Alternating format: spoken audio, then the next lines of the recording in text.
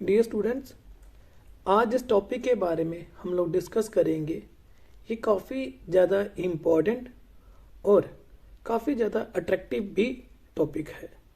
आज इस टॉपिक की बात हम करने जा रहे हैं, इसका नाम है ईयर। बच्चे, जैसे आपको पता ही है कि ईयर क्या फंक्शन परफॉर्म करते हैं, सुनना है ना। ईयर से हम सुनते हैं, बट ईयर के हर एक स्ट्रक्चर का एक अहम रोल है। क्या आप जानते हो कि सुनने के अलावा हमारा जो ईयर है ये बॉडी को बैलेंस करने के लिए या इक्विलिब्रियम मेंटेन रखने के लिए भी हेल्पफुल होता है। मतलब जो आप चलते हो, फिरते हो, उठते हो, बैठते हो, आपका जो पोस्चर एज सच मेंटेन रहता है वो ईयर की वजह से ही रहता है। अगर ईयर के कुछ स्ट्रक्चर में प्रॉब्लम आ जाए तो आप अपनी बॉडी का बैलेंस नहीं रख पाते हो, हम गिर जाते हैं, हमें चक्कर आ जाता है। तो चलिए हम ईयर के बारे में अब स्टडी करते हैं डिटेल में। तो बच्चे, ईयर क्या है? The human ear, like that of other mammals, contain sense organ that serve to quite different functions. पहला हियरिंग और दूसरा postural equilibrium and coordination of head and eye movement. तो कहता है कि ईयर क्या क्या फंक्शन परफॉर्म करता है? दो फंक्शन जो कि एक दूसरे से टोटली भिन्न है। एक सुनना और दूसरा आपके पोस्चर को मेंटेन करना, आपकी आईज की मूवमेंट को कोऑर्डिनेट करना।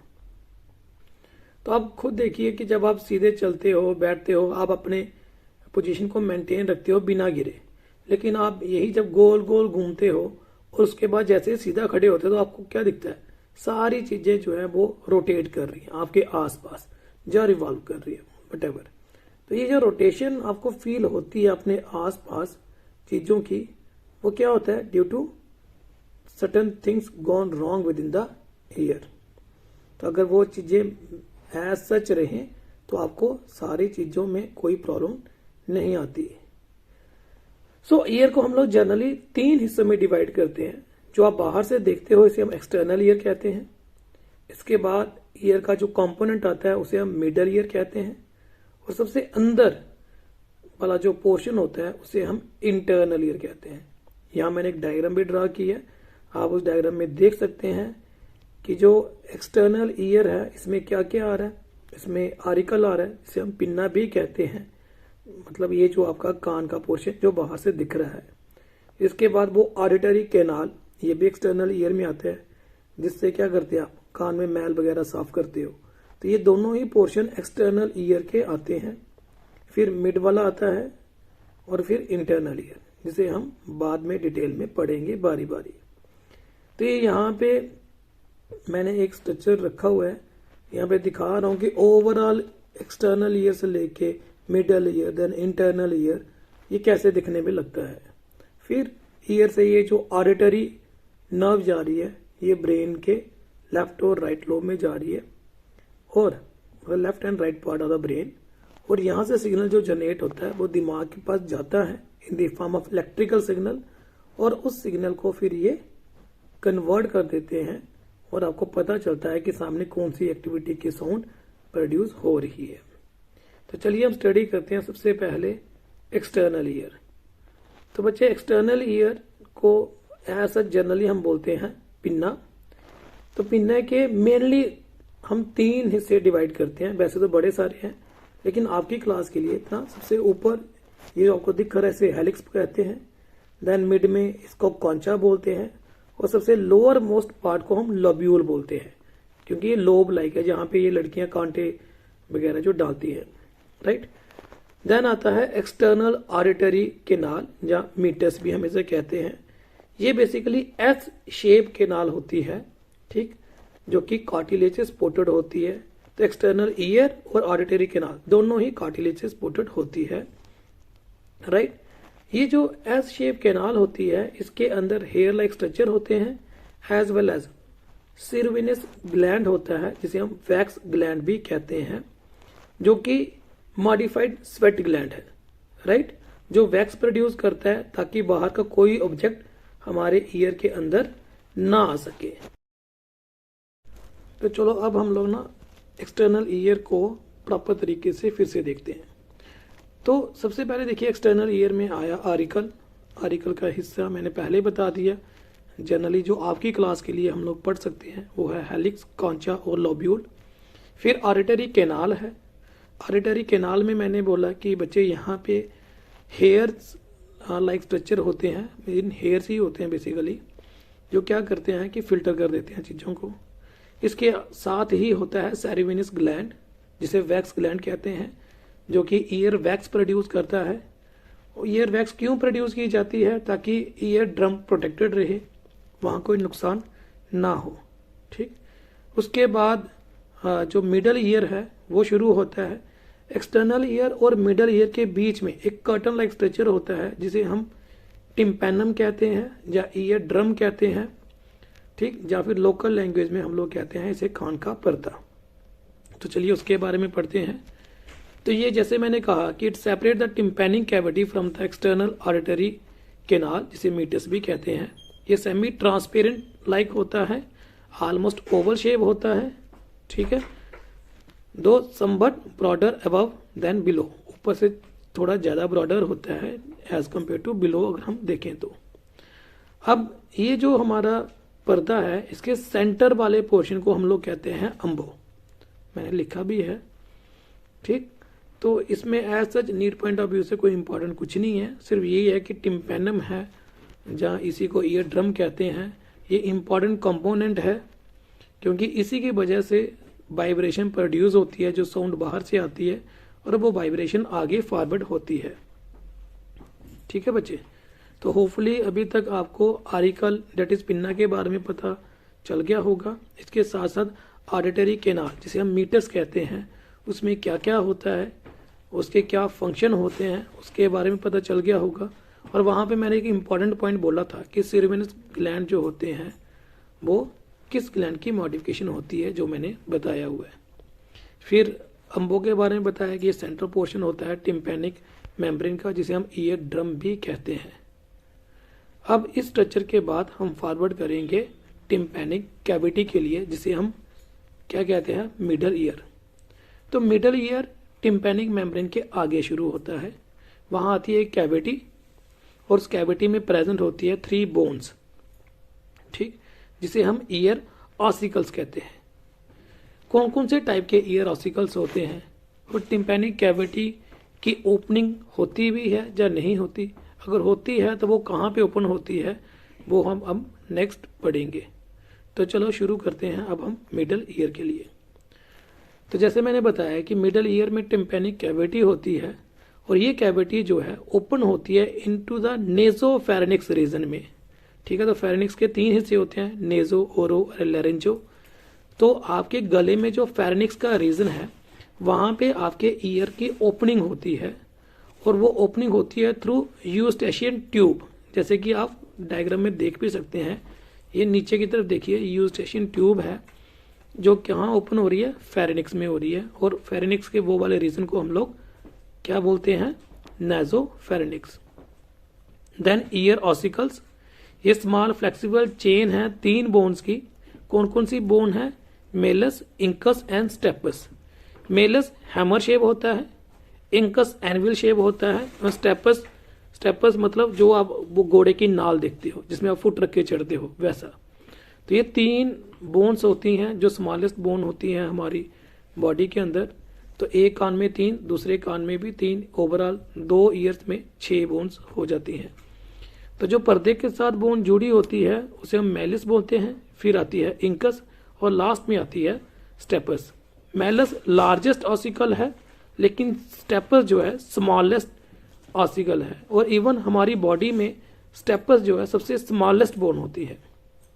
ठीक, the middle ear is connected with the inner ear through 2 small opening closed bye membrane, जिसे हम बोलते हैं फेनेस्ट्रा ओवैलिस, जिसका दूसरा नाम है Oval window, and fenestra rotundus मतलब राउंड विंडो। तो ये क्या कह रहा है कि भाई मिडल ईयर जो है ये इनर ईयर के साथ कैसे कनेक्टेड होता है, उसके कनेक्शन की 2 ओपनिंग है। ठीक, मेम्ब्रेन लाइक, उसे हम बोलते हैं Oval window and round window. ठीक है, तो आपने अभी क्या पढ़ा, पहले पढ़ा आपने एक्सटर्नल ईयर, एक्सटर्नल ईयर और मिडल ईयर के बीच में एक कर्टन लाइक स्ट्रक्चर है जिसे हम ईयर ड्रम कहते हैं। फिर ये कहता है भाई ये जो मिडल ईयर है, मिडल ईयर में 3 ईयर ऑसिकल्स होंगे और उसके बाद आता है इंटरनल ईयर। तो इंटरनल ईयर मिडल ईयर से कनेक्शन रखता है 2 जगह से, एक आता है फिनेस्ट्रा ओवेलिस, दूसरा फिनेस्ट्रा रोटंडस। फिनेस्ट्रा मतलब ओपनिंग और रोटंडस मतलब राउंड और ओवेलिस मतलब ओवल शेप। अब ये 3 जो ये हैं आपके ईयर ऑसिकल्स, ये काम क्या करते हैं? तो बेसिकली क्या है कि जब ईयर ड्रम से साउंड टच होती है तो ईयर ड्रम वाइब्रेट करता है और ये 3 बोन चेन लाइक स्ट्रक्चर बनाती हैं। और जब आप चेन को छेड़ते हो वो क्या करता है, इंटेंसिटी उसकी बढ़ा देता है साउंड की, है ना। तो ये बेसिकली क्या करते हैं, इंटेंसिटी ऑफ द साउंड को मैग्नीफाई कर देते हैं आपके ईयर ऑसिकल्स, राइट। तो ईयर ऑसिकल्स के नाम जैसे मैंने बता दिए वो बेहद इंपॉर्टेंट है और उनकी सीक्वेंस भी इंपॉर्टेंट है। इसलिए नॉर्मली अगर आप याद रखना चाहते हो आप ऐसे रख सकते हो miss, MIS, miss, malleus, incus and stapes. अब बच्चे बात आती है यूस्टेशन ट्यूब करती क्या है। देखो जब भी हमें साउंड आती है तो एयर का प्रेशर बाहर से आता है, ठीक है, वाइब्रेशन बाहर से आती है और वो कान में जाती है, ईयर ड्रम से टकराती है। अब ये जो एयर का प्रेशर है मिडल ईयर में वो बैलेंस रहना चाहिए। अगर ये प्रेशर बढ़ जाएगा तो ईयर ड्रम क्या हो जाएंगे, डैमेज हो जाएंगे, ठीक है। तो ये क्या करता है, ये प्रेशर को मैनेज करने के लिए एक्सेस ऑफ एयर हो चाहे कम एयर हो, उस एयर को बैलेंस करवाता है थ्रू यूस्टेशन ट्यूब। तो मिडल ईयर में यानी कि टिम्पैनिक कैविटी में अगर प्रेशर बढ़ जाए तो हवा को ये फेरेनिक्स में भेज देता है, कम हो जाएगा तो हवा वहां से ले लेगा। इस तरीके से ये एक्सेस ऑफ प्रेशर को मेंटेन रखने की कोशिश करता है। ये देखिए अब मैंने एक वीडियो छोटा सा बनाया हुआ है और इस वीडियो में देखिए, इवन ये वीडियो मैंने नेट से ही उठाया। तो इस वीडियो में देखिए कि ये जो आपको दिख रहे हैं ये 3 आपको दिख रहे होंगे ईयर ऑसिकल्स, ठीक है। ये देखिए अभी तो पहला ईयर ड्रम है जिनके टिम्पैनिक मेम्ब्रेन, उसके साथ इमीडिएटली अटैच है आपका मेलिस, उसके साथ है एनविल दैट इज इंकस और लास्ट में है स्ट्रेपस। तो ये तीनों बोन देखिए एक दूसरे के साथ कैसे जुड़ी हुई है और इनकी सीक्वेंस भी कैसे है ना। तो ये हैमर शेप है, पहली वाली देख के लग रहा है कि हैमर शेप है। दूसरी एनविल शेप लगती है, डेट इज वाई से एनविल भी कहा जाता है। और तीसरी देखिए जैसे घोड़े की नाल होती है स्ट्रेपस, तो that is why we call it as stapes. Then आता है इंटरनल ईयर, मतलब अंदर वाला जो कान का हिस्सा है उसे हम इंटरनल ईयर कहते हैं। तो अब इंटरनल ईयर शुरू करने से पहले मैं आपको बता देता हूं कि इंटरनल ईयर को जो हमारा है ये बेसिकली एक बोन के अंदर इनक्लोज्ड होता है। और इंटरनल ईयर में जो हिस्सा है डेट इज लेविरिंथ, तो मैंने इसे रेड कलर से दिखाया हुआ आपको शो करवाने के लिए कि क्या मैं बोलना चाहता हूँ। तो देखिए लेविरिंथ जो है बाहर ग्रीन कलर का मैंने दिखाया कि बोनी लाइक स्ट्रक्चर के अंदर ये प्रेजेंट है। इन बिटवीन द बोन और लेविरिंथ बीच में देखो मैंने डॉट डॉट बनाए हुए हैं, that indicate presence of lymphatic fluid, ठीक है। तो ये क्या कहता है, कहता है कि भाई ये बोनी लाइक स्ट्रक्चर है जिसके बीच में लेविरिंथ फ्लोट कर रहा है, राइट। जिस भी स्ट्रक्चर में हम बात करेंगे ये लेके चलिएगा उसके बाहर बोनी लाइक चीज है ही है और बोनी और उस चीज के बीच में फ्लूइड लगातार प्रेजेंट ही प्रेजेंट है। तो अब हम बात करते हैं लेविरिंथ की। लेविरिंथ के मेनली जो हिस्से हैं उसे पढ़ते हैं। पहला है यूट्रिकल, दूसरा है सेकुलस, तीसरा है एंडोलिम्फेटिकस एंड फोर्थ है कॉकिला, ठीक है। 4 मेन हिस्से हैं। सबसे पहले यूट्रिकल। यूट्रिकल सबसे ऊपर वाला हिस्सा है जो डॉर्सल साइड प्रेजेंट होता है, राइट। इसके ऊपर 3 सेमी सर्कुलर कैनाल होती हैं, जैसे कि आप वीडियो में देख भी पा रहे हैं 3 सेमी सर्कुलर कैनाल हैं जो अभी ये रोटेट कर रही हैं। These 3 semicircular canal lie perpendicular to each other, ये एक दूसरे के परपेंडिकुलर में होते हैं और इन कैनाल के नाम होते हैं anterior semicircular canal, then posterior semicircular canal and lateral semicircular canal. अगर आप इस वीडियो को या फिर आप इमेज को ध्यान से देखिए, 2 सेमी सर्कुलर कैनाल जो इंटीरियर और पोस्टीरियर वाली है ये एक ही पॉइंट में ज्वाइन हो रही है जिसे हम क्रूस कम्यून कहते हैं, ये देखिए। लेकिन एक जो लेटरल सेमी सर्कुलर कैनाल है इसका इंटीरियर और पोस्टीरियर इन दोनों से अलग है, राइट। और फिर से अगर आप ध्यान से देखिए, ये जितनी भी सेमी सर्कुलर कैनाल है, इनका बेस जो है वो कंपैरेटिवली मोटा है, राउंड लाइक है, जिसे हम एम्पुला कहते हैं। अब इस एम्पुला में क्या होते हैं, बेसिकली इस एम्पुला में सेंसरी पैच ऑफ सेल होते हैं, जिसे हम क्रिस्टा कहते हैं। अगर उस क्रिस्टे को हम ध्यान से देखें तो उसमें दो टाइप के सेल होते हैं, sensory cell and supporting cell. जो सेंसरी सेल होते हैं वो बियर करते हैं long sensory hair like structure, जिसके ऊपर प्रेजेंट होता है कप्यूला। तो बच्चे, जैसे मैंने पहले भी बताया था कि हमारी सेमी सर्कुलर कैनाल जो है वो हमारे पोस्चर को मेंटेन करने में हेल्प करती हैं। तो कैसे करती हैं, जब भी हम अप डाउन करते हैं, जहाँ लीन करते हैं इंटीरियर या पोस्टीरियर वाइज, या फिर हम लेफ्ट और राइट की पोजीशन को एक्वायर करते हैं, तो इस कैनाल के अंदर जो फ्लूइड होता है वो हेयर की मूवमेंट करवा देता है, और हेयर के हिलने से कप्यूला में एक इम्पल्स जनरेट होती है, जो हमारे दिमाग के पास इमेज जाती है। इमेज मतलब सिग्नल जाता है, और वो हमें दिखाता है कि इस वक्त बॉडी किस साइड झुकी हुई है, सो डैट हम अपने पोस्चर को मेंटेन कर सके।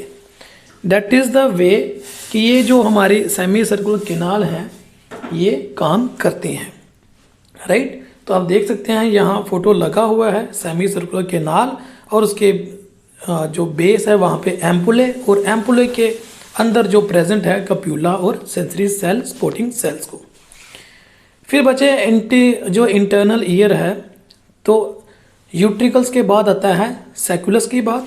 सैकुलस जो है वेंट्रल साइड में सिचुएटेड होता है, जो यूट्रिकल से जुड़ा होता है, जैसे आप इमेज में भी देख सकते हैं, बाय यूट्रिकुलो सैकुलर डक्ट।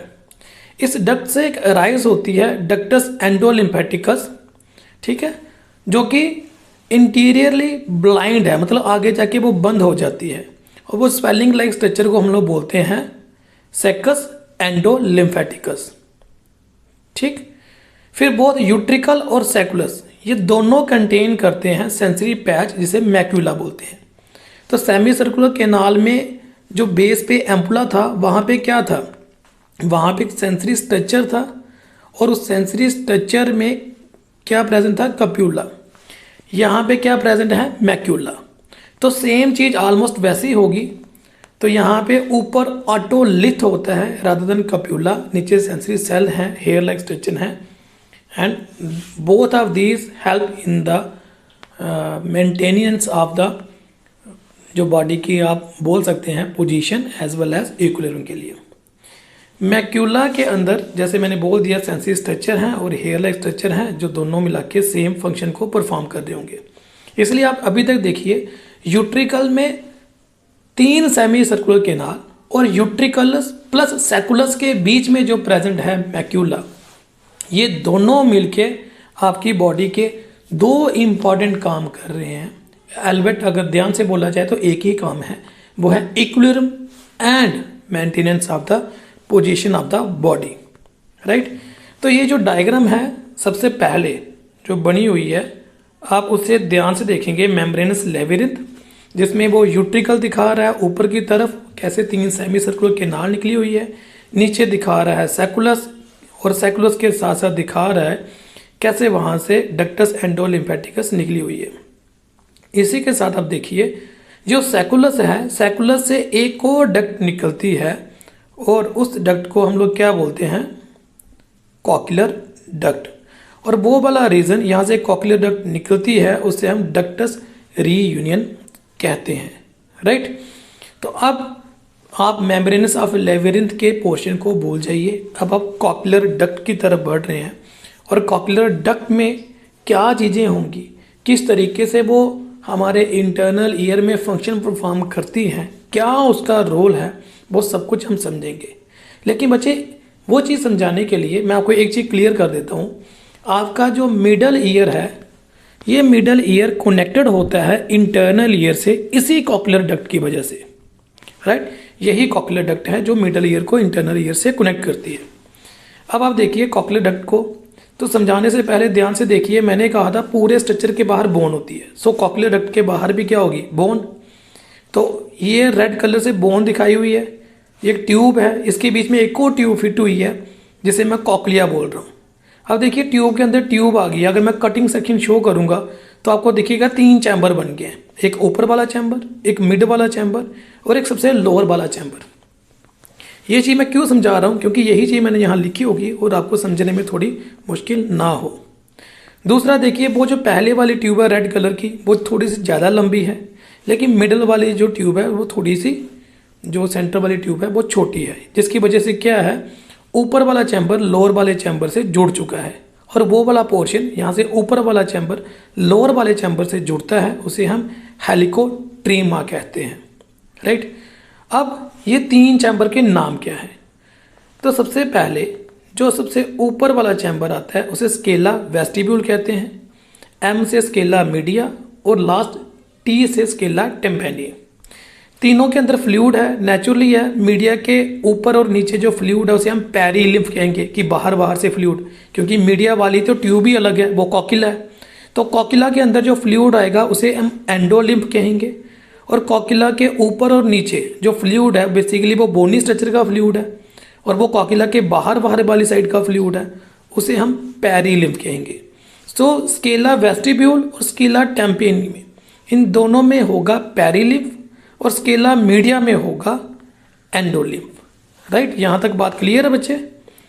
तो होपफुली ये जो स्ट्रक्चर मैंने यहाँ एक्सप्लेन किया डायग्राम के थ्रू, आपको इसकी नॉलेज होगी कि मैंने किस तरीके से समझाया कि हेलिकोट्रीम क्या होता है, पेरीलिम्फ कहाँ है और एंडोलिम्फ कहाँ है। तो चलिए अब सेक्शन पढ़ते हैं कॉकिला की। अब ये है सेक्शन कटिंग कॉकिला की। जैसे मैंने पहले एक्सप्लेन किया कि कॉकिला के 3 चैम्बर बन जाएंगे due to the presence of 2 tube like structure. तो बाहर वाले जो चैम्बर हैं इनमें क्या होगा, पेरीलिम्फ जो मैंने बता दिया हुआ है। सबसे टॉप वाला स्केला वेस्टिब्यूल, सबसे लोअर वाला स्केला टिम्पैनी, नाम भी लिखे हुए हैं आप देख सकते हैं। अब बात जो सबसे इंपॉर्टेंट है वो है मिडल वाले की। अब ये जो मिडल वाला है जिसे स्केला मीडिया कहते हैं, आप इसे ध्यान से देखिएगा तो इसके जो रूफ है उसमें स्पेशल मेम्ब्रेन होती है जिसे हम बोलते हैं रीजनर मेम्ब्रेन, राइट। और रूफ के साथ में जो लाइनिंग है इसे हम बोलते हैं स्टीरिया वेस्कुलरिस। इसके अलावा इस चैम्बर में एक इनवर्ड फोल्डिंग है, जैसे शेल्फ लाइक स्ट्रक्चर बना हुआ है, जैसे छत्ती होती है, जिसे हम टेक्टोरियल मेम्ब्रेन कहते हैं। इस टेक्टोरियल मेम्ब्रेन के नीचे अगर आप देखें तो सेंसरी स्ट्रक्चर है, स्पोर्टिंग सेल है और डिफरेंट टाइप्स के सेल है जिसके नाम हमने यहाँ लिखे हुए हैं, राइट। आप इन सेल्स के नाम पढ़ सकते हैं। अब अच्छा देखो, ये जो स्ट्रक्चर है, जो tectorial membrane as well as नीचे जो हेयर लाइक स्ट्रक्चर वाले सेल हैं प्लस स्पोर्टिंग सेल हैं, इसे हम ऑर्गन ऑफ कोटाई कहते हैं, ठीक। अब ये काम कैसे करता है? जैसे आपको पता है कि पेरीलिम्फ में फ्लूइड है, एंडोलिम्फ में फ्लूइड है, और मैंने ये भी बोला कि कॉक्लियर जो है ये कनेक्टेड होती है टू द मिडल ईयर। और मिडल ईयर में क्या था, ईयर ऑसिकल्स, और ईयर ऑसिकल्स किससे कनेक्टेड है, ईयर ड्रम के साथ। सो जब ईयर ड्रम हिलता है, वाइब्रेट करता है, तो वो ऑसिकल्स हिलाता है, और ऑसिकल्स जब हिलते हैं वो कॉकिला के फ्लूइड को हिलाते हैं, और जब कॉकिला का फ्लूइड हिलता है तो टेक्टोरियल मेम्ब्रेन कभी ऊपर कभी नीचे चलती है, जिसकी वजह से एक इम्पल्स जनरेट हो जाती है due to the movement of cilia, ठीक है। ये जो सीलिया जनरेटेड होते हैं जिसकी वजह से एक सिग्नल जनरेट होता है जो ऑडिटरी कैनाल में जाता है, जैसे कि आप यहाँ एक छोटी सी वीडियो में देख सकते हैं। तो देखिए किस तरीके से फ्लूइड की मूवमेंट हो रही है। फ्लूइड की मूवमेंट की वजह से टेक्टोरियल मेम्ब्रेन की मूवमेंट हो रही है, और टेक्टोरियल मेम्ब्रेन की वजह से जो सीलिया हैं उनमें हलचल हो रही है, वो मूव कर रहे हैं, और इस सीलिया के नीचे से सिग्नल निकल रहा है, राइट। और वो सिग्नल जा रहा है टू द ऑडिटरी नर्व, और ये नर्व हमारे दिमाग के पास सिग्नल पहुंचाती है, और हमारा जो दिमाग है देन उसे इंटरप्रेट करता है और कन्वर्ट करता है इनटू द साउंड, और उस साउंड को हम लोग सुन लेते हैं। तो बच्चे होपफुली आपने external ear that is auricle और auditory canal, then middle ear जिसमें tympanic cavity and ear ossicles था, देन इंटरनल ईयर प्रेजेंट थे, यूटिकल सेकुलस, उसमें कॉक्लियर डक्ट, और फिर बताया कॉक्लियर डक्ट के 3 हिस्से थे, ऊपर वाला, मिडल वाला और लोअर वाला। और फिर मैंने ये कहा कि भाई ये जो लिम्फ है इसकी मूवमेंट की वजह से टेक्टोरियल मेम्ब्रेन जो है वो सीलिया के साथ टकराते हैं, सीलिया बेंड होता है, सिग्नल जनरेट होता है जैसे आप अभी भी देख सकते हैं, और वो सिग्नल जो है ऑडिटरी नर्व से हमारे ब्रेन के पास जाते हैं। So that was all about structure of ear and its function. तो बच्चे होपफुली आपको इस पूरे टॉपिक के बारे में समझ लगी होगी। अगर किसी को फिर भी कोई भी क्यूरी होगी तो वो मेरे से पूछ सकता है। ठीक है, सबसे इम्पॉर्टेंट जो हिस्सा है कि मैकेनिज्म ऑफ हियरिंग, उसके ऊपर आप जोर फरमाइएगा। वो स्पेसिफिकली जो हमने पोर्शन पढ़े हैं उनको पार्ट बाय पार्ट स्टडी करके ही आगे बढ़िएगा।